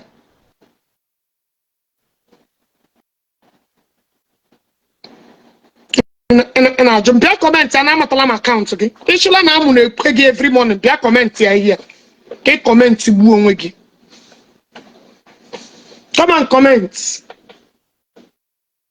Ndala. I know they go Nigeria again. Oh yeah. Bia Bruno me buru. Ndala amusu hese tichana ka ga eshi bia gbuo oge echi. I'm running for Osun Negi. Oh yeah, kidnapper. Ndobu oro brale kwa ama pofa. Achina Frederick Obi. Kidnapper. Ndamusu. Ndoshi. Ichana mwa. Uno chagoni get kidnapped this Christmas. Okay. Achi weta 100 million. Irim gonya ze Jesus.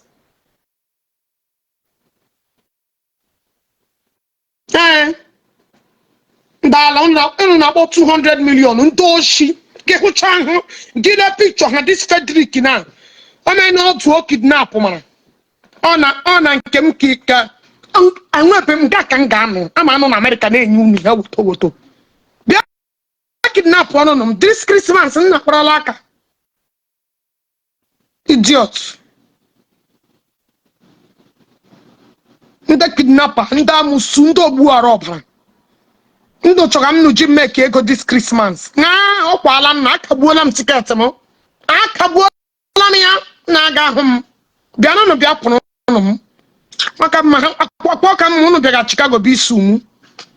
Nga ka mu no ga na akpata ya. Unu su chama ekwu ozo. Bia gide no no. Dal. Chema chana plan cha ha sheri ego. Ọkwacha ga-enye ha ego ha hapụ oge echi. Inyecha ha ego ha erepuo m. Otulu ahụ hụrụ m na-esheki. Otulu ahụ m na-esheki na blue app. Nsheki ebe a sheki ha ha epuru amụ ha n'aka na-eche onye ha ga irepuni. Una no go see me. Nna ga erepu m, nna ga kidnap m, ọkwala nna. Erepucha m nwere ike kpọọ m mkpụ for 1 week or 1 month. Nga nwara ga otula. Nwara cha nwe egwu kwa m ime ya. Dala. Unu aga ahụ m akagbuola ticket. I know they come.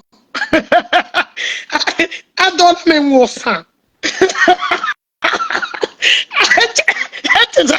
Hey, get one on Seru Aka. Dala. Biagitenunu. Okwalang Dala. A position ahụ get nga make imagine through spiritual imagination. I go nwanya na pia ahụ nweju rwamu ugbuom chọhe rwamu Dala kabola ticket I know they come amu kwechanu no plan cha henu ji ego eme owu ni shim mesokwala ndị unu ga-ahụ DCA Dala unu bịa ebe bịa su m bịa mmadụ bịa su unu m here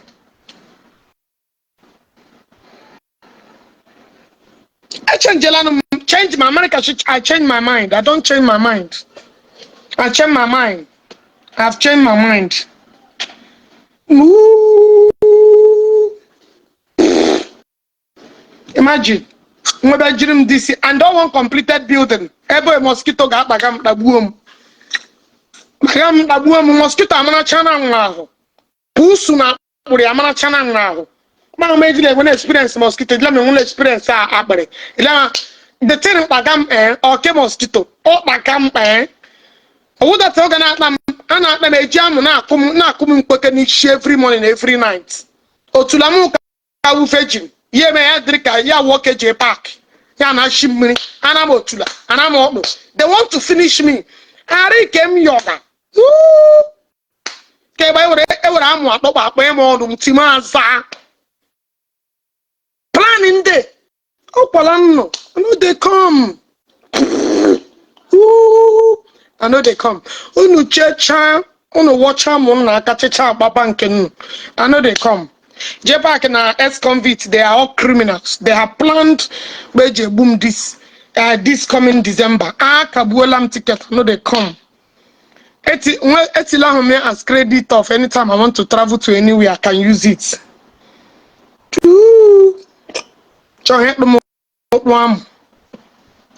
Udi shaga he when I'm buomo, I got a boost of back collect suego.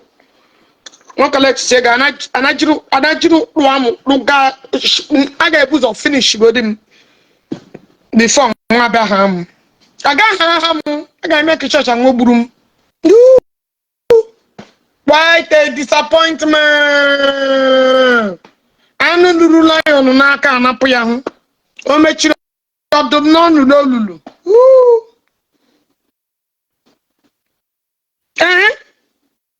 I'm telling you, many people are Bogom Chiamba. This is not ordinary. I don't cancel them. Dala. Ọ dị ka mgbe ahụ ewerela Daniel tinye n'ime ọdụm ha bịara iri mmanụ ha gbakọtala Chineke akụchie ha ọnụ. Daniel alọga n'ime nga ahụ pụta mgbe Daniel na-apụrụ ha na-emezi ire ha. I'm not coming. Ana m abịa. Ụdị ihe ndị a plan ihu na Roma no. Chicago I die. Chicago I stay.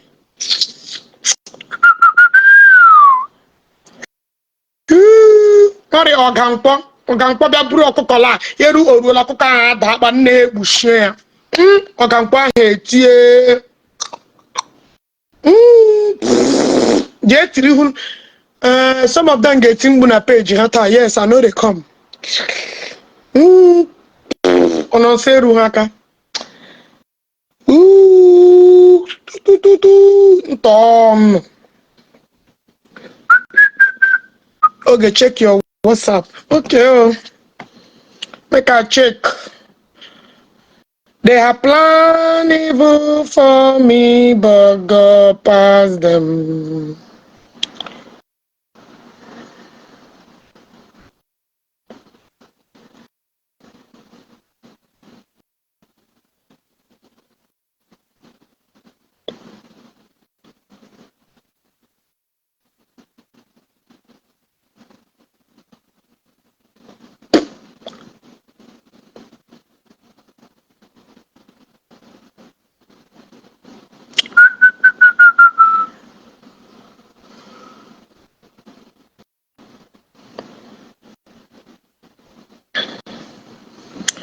What I am on Pacific.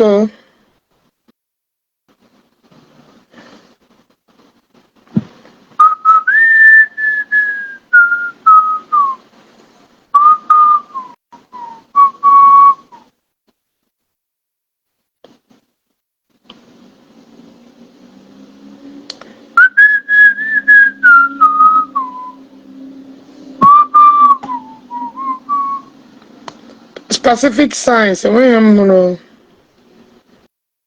not seeing anything. Yeah. Thank you very much. Well, I've been working. Good morning. You're not after 4 this now in Nigeria. I'm here now that side. I'm Chinedu by name. Yeah, I'm here in every single thing in but because the truth. I'm on the guy from Dice. Who is this one? You feel like crying? I don't run. I don't run. No. I run while I'm run off for my life.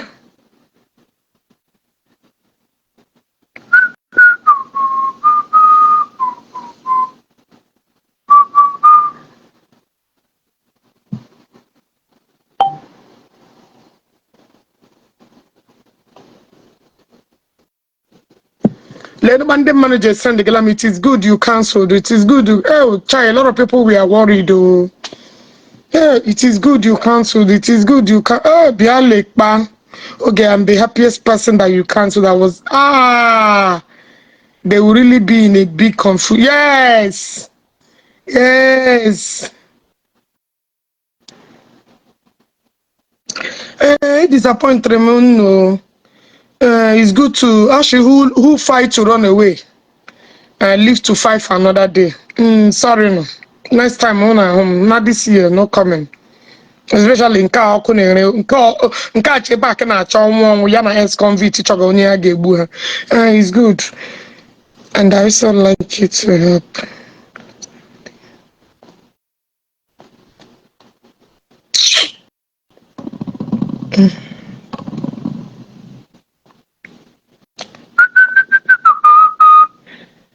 At the channel, boom.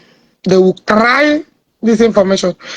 I just got. I'm your fan, and God bless you for counsel. Well, I know that. Try.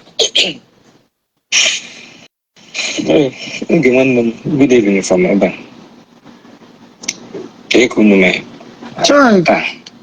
Okay. You can send message now. This guy need to stop too much. All those were dream. Frankly speaking, I may follow you. I like him. Like you normal, like I don't way getting in love.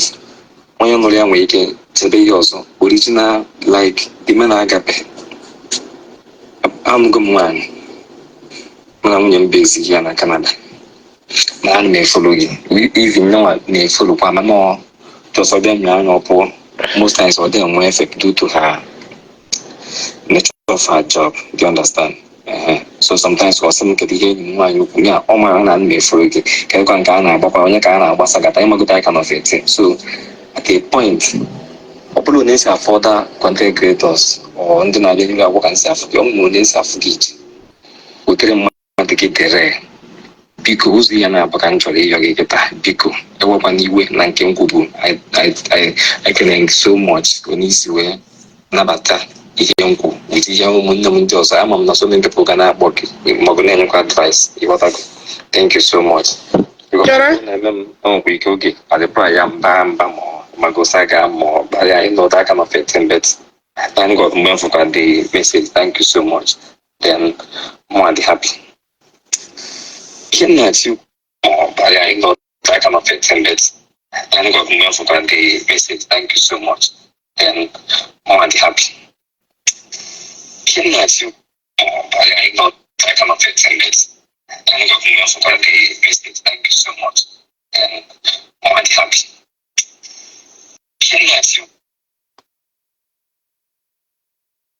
Yeah, fake account. Yeah, Abuja. Yeah, fake account. This is not Abuja. Yeah, fake account. Let me block the annoyer. Oh yeah, fuck out of here. Odo Abuja that claim to be Odo Abuja. Oh yeah, fuck your ass out of here. You are just a ranting idiot. Can't even afford a ticket.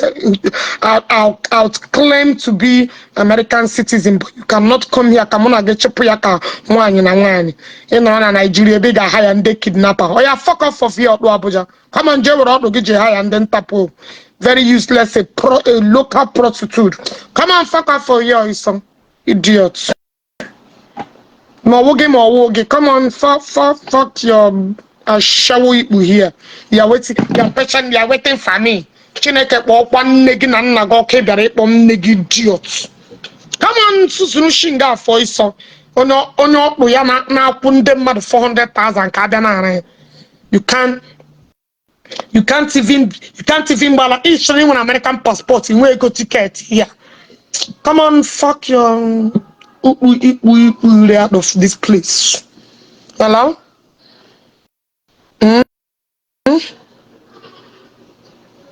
Yeah, reducing kids are watching. Yeah, morning.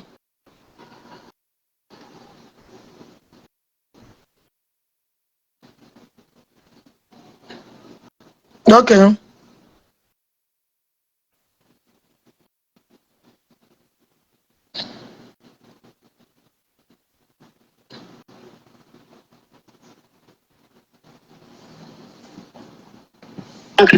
Live program. Okay. So, what you can so ticket today? I like it, Thank you. Even since come could so go off no war. That's going on in Nigeria. And then I've got a Nigeria war. Even your journey in the teacher. So I tell you, and make it one who does the how much you weigh plan on the A4. You go. So ticket to get a counselor. Igbo Abuja, fuck out of here. Jingafo. Okay, she can say them one name. I like them so much, and thank God I'm only material could not be waiting a cancel ya. Them because now one way now by a war. We all know the truth. I show up with a buy ticket. Them I wish you with a blue passport. Come, let's fight it here. From the one, we know the truth. Yes, I have been actually making. I am a dog come home. About another home, Nahaga. Let's say now, you pay a court. I'm not name the court. Man, I had to go to Jpac choose the court. I plan a very deep deep more than nne gịnị ụkọtụ ha galaga kwụọ ndị ga-egbu nne ha na nna ha ụgwọ. So all the motivation cancel lawyer. Thank you. How the truth? People can the truth. Jpac didn't direct. Sometimes people are now in direct way. Where you go, the Jpac didn't direct way. In this Zion, if none come go to no bodo, none doka. So can alone. None doka. Be a warrior. Jabia for none doka. Obo mas in doka netie. Obey one. Okay. Now can they make that a routine now? Utewe ya. Don't you find more go? Okay, this one has to go. If you want to go to go be at to go before Pata minister. Okay, I'm gonna actually go and I can do about Zion minister. But Zion minister, better and you gonna get going to say no okay. Put no somebody go evona na chinyo pute. Open the put have to put it. If not carry on top. Open the one you check Zion minister. Ndo kaka for shane. Because my mom is also not ever. So I go to feel the way the yak gave me Muzia. You go. I go to feel and what you must have a plan on ownership. If they had met them that our lawyer, Nande, on a phone, even not that is it. Over on a phone. That one on a few years since. I was only when I'm betting that I want to open. Because you quite because you cool. That man of one and I said, Refocusing. I also said if the meeting arrest. Ultimately arrest. I don't teach you to now, Jpac. The animal in you. Share yes, you cooking a cuckoo. No one kids are watching, no one kids are watching. Banyoya. On a distraction. Because since you made a address, can't internet you do 2 years. You must have a code. Now, Jpac about being we're focusing, we're secret. Let me just talk about you. Yes, Jpac plan a new war. Here, could you Jpac open our war gate? Our plan in a new war. We got to go. In the Koto poor Nanda beg after burial be sumu, or talk or she got somebody. Now, planning a new war for Zion, for revenge, for them not making money. All Kujiri Hana, and they tell you nothing but the truth. Or them what information now. Even on a poor call, Zion minister Nande. On a poor that man, our Fuga here. I don't want to talk much. I just decided to keep quiet because someone hang kuna. I should not get you. Why would you be saying it? Let me keep quiet. I have my reasons. I better use it. Oh, for here, I not even now. Neighbor has no matter now because of Zion. Oh, no, for here, indirectly, I was there. No, getting the bundoka. Comment of getting the bundoka was reached. Kerenda bundoka. Oh, my honey. Yeah, Accusations no the problem. Na if the personal problem, can they put it in talker? Exactly. And the Zion arrest. On to arrest. On to Kaka. Akwa Zion Nogara. On the cup of Ndoka. And I had to matter my name was Petanaz. And they asked this. Okay, you want the Zion. Let's go with one Zion. Now, sim, you know, to forget na Zion. Cabra could be a poor against Sungoa. Man, I believe in the Zion of my head. When I get with the truth, you know, maybe a Bible code, and we must have to copy with you. Now, I'm put you in this way. Nandiza na loga, man, go out the work for like one Ijele. More Ijele, every Jera. How about you know? I'm not Doka, had to not now not Zion made the arrest. But I go now likewise in Kakita. I'll go out and Abu, one personal problem. You just with the two and Abu because I feel when I'm before. You don't let me forget. I don't know what's going on. Shinemia. Give a critical at the Paga. But at the man go of Yenda, bring you Basara Zion. That is the truth of Yenda. Because I don't know what I don't see, and I don't know I don't know with the non talker. Non talk, get them the Bundoka. Get in the Bundoka. I want the Zion. Yotago 100 days, 100 days, 100 days. No, na hawa musu. After 100 days, hawa. Room to listen. Mana manke bezoku. E kwesi dị ka ọkwụrụ onye gbasara ka ijele because Jpac na ebe a mgbe ihe ma mgbe na-ereziri ijele ọ macha everything they know everything ebe tụcha ka ha sị otu ọ bịara asị na enweghị ihe gbasara ọkịta ha na-eme prọfet na prọfet ha na-eme prọfet ọ na-ekristaịz ka ọ na-akpa ezigbo mmadụ ọ taka ma prọfet Ada Zion, ihe that man mere yesterday ọ dị mma. Ada Zion, I'm asking you, ihe that man mere yesterday ọ dị mma. Ọ dị mma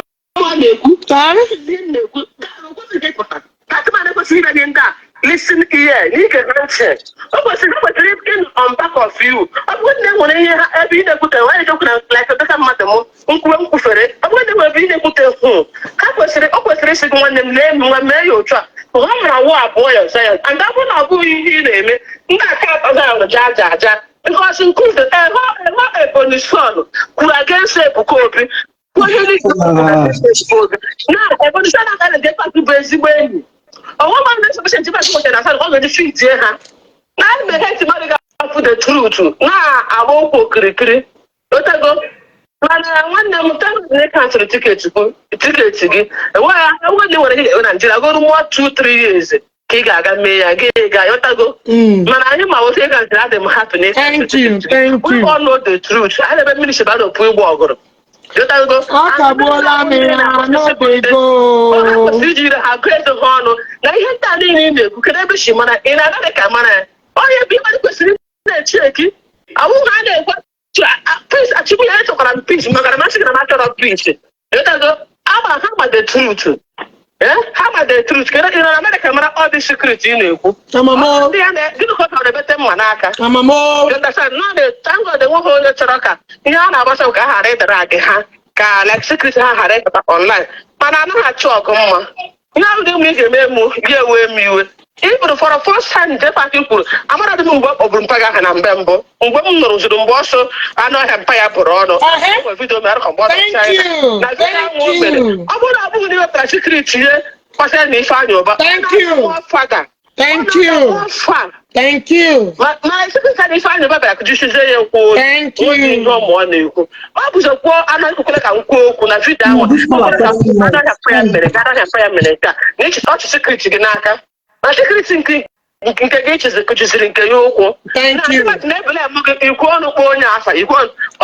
How are you?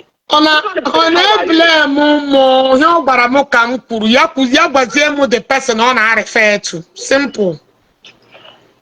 We all know the truth, my sister. You can't check it together, my one name. You know, I went on Facebook.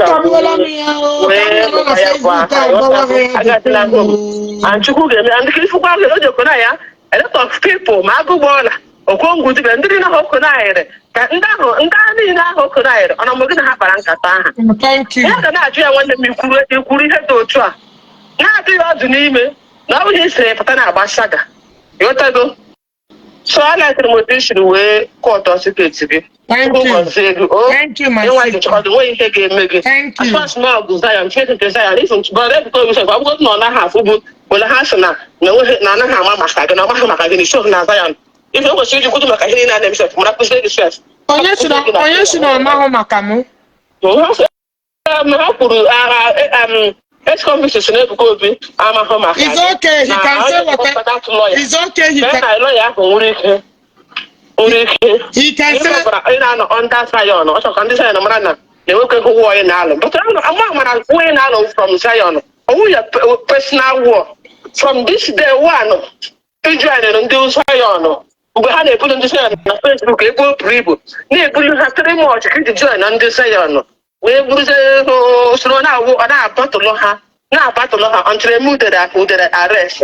Until I understand to flag like a couple of us was only a corner. When I am an about going out for the enough for Nazuso. No man could you Hannah Guaya. But I think I had a minute by a oh, we can't get Legania.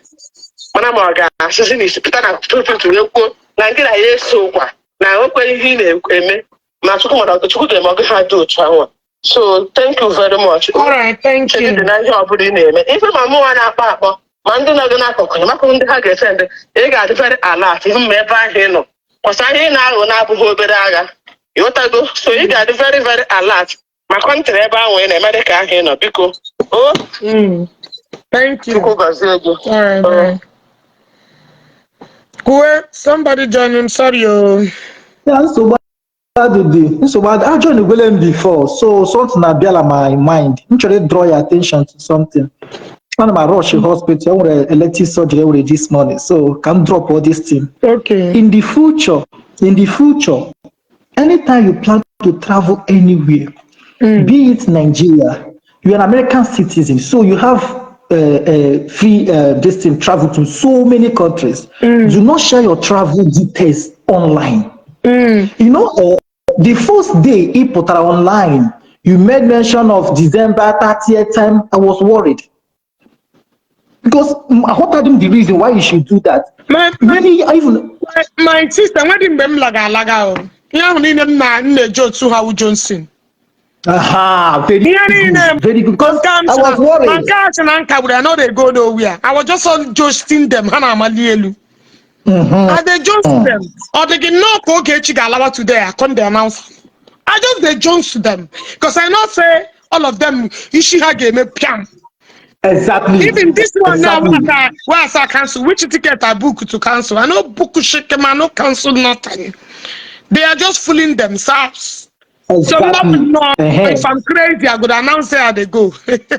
even you know how many years ago compulsory EG agent a book ticket in Jaga Nigeria anywhere because each book you had to say bring your passport. One your passport Abalakoni road. Did they fly? Are you getting me? Already they are just fooling themselves. I don't even know how they will even believe say okay Chico they go they tell them because even I'm really very smart but the day he made that announcement I was worried because let me tell you, you can see I'm a good actor, right? I'm a good actor. Yes, I did that. So you even self you believe I'm say I they travel. No, I believe I will not lie. I just so even now, I will not lie. Even now talk say I don't cancel ticket, you believe I'm cancel Guinea, who book Guinea, they go where? Only chose in the case. Let the person get American embassy apply for visa. Let me tell you, I would want idiot that what do Abuja. What you got idiot to show an American passport, but cannot book a ticket, a millionaire that claim what idiot to you cannot book a ticket and come to Chicago and face your fellow woman face. I don't want a passport.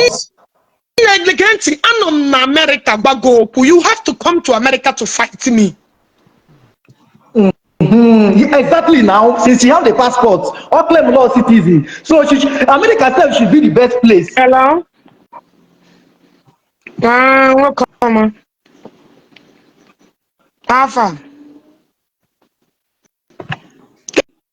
Thank you, man. It's all in your mego. I need dream 10 million. I believe when I the money cooking what I just need the 10 million. Make my plan my MGM.